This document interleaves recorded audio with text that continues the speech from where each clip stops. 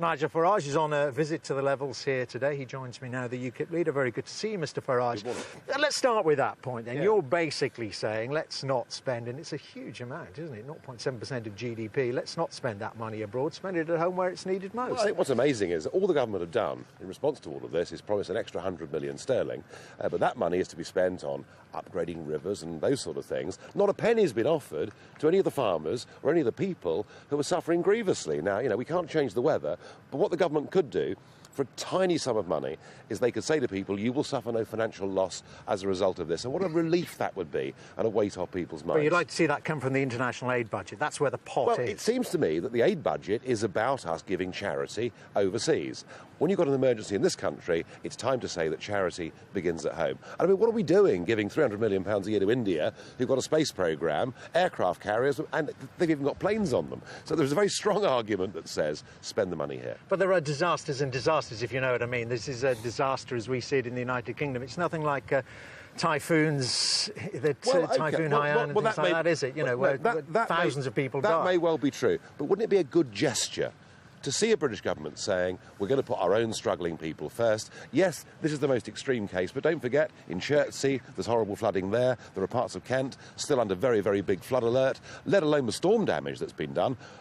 We've got a railway to rebuild to Devon and Cornwall. We've got sea walls that need maintaining. This is going to need more than the really paltry sum of money the government's offered so far. Is this a fleshed-out policy, then? I mean, is this all the international aid budget gone? You'd stop it all together, or just a proportion of it? And if so, which proportion? The international aid budget is £11 billion a year. So how much of that would you want to see spent all here? the government have offered so far is less than 1% of that, in the form of 100 million.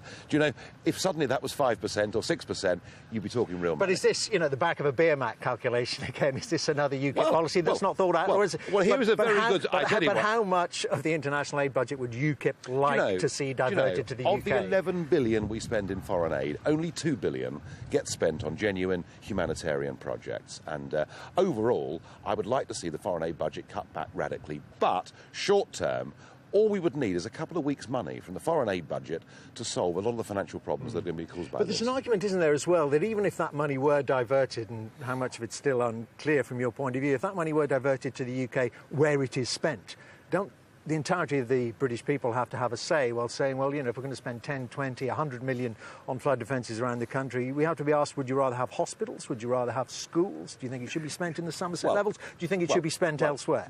Of course. Government faces these difficulties every single day.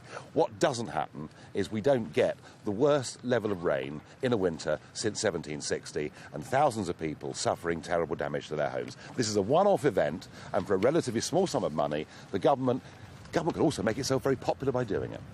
Tell me what you've seen while you've been going around here, what your reception has been. What have you made of the reception that the likes of Lord Smith from the Environment Agency has been getting? We saw Owen Patterson, the Environment Secretary, getting a bit of a rough time. What's your reception been like? I think there is a feeling from people that politicians and bureaucrats turn up for a photo op and then disappear. And I've made it absolutely clear from first thing this morning, I'm here to meet people and I'm here to learn. And I've been looking at floodplain maps and building proposals, and I will leave here knowing a lot more about this situation. What really gets me is that last March and April, there were local politicians going on television, including UKIP ones, saying that unless we change the management of these rivers, there was going to be a problem this winter. And I feel that the Environment Agency have failed completely. They seem to want to follow European directives to the letter of the law, and really they should be putting the interests of farmers and householders before that of beetles and voles. But should they be putting town before country? Well, that, of course, again, we don't know exactly strategically what's happened here, but there does appear to be very large amounts of money spent, for example, on Exeter, which is just down the road, where their defences have been shored up, and here they've stopped dredging. So these again are very difficult decisions, and we're going to have a public inquiry after all this to find out how we're managing the rivers in this country,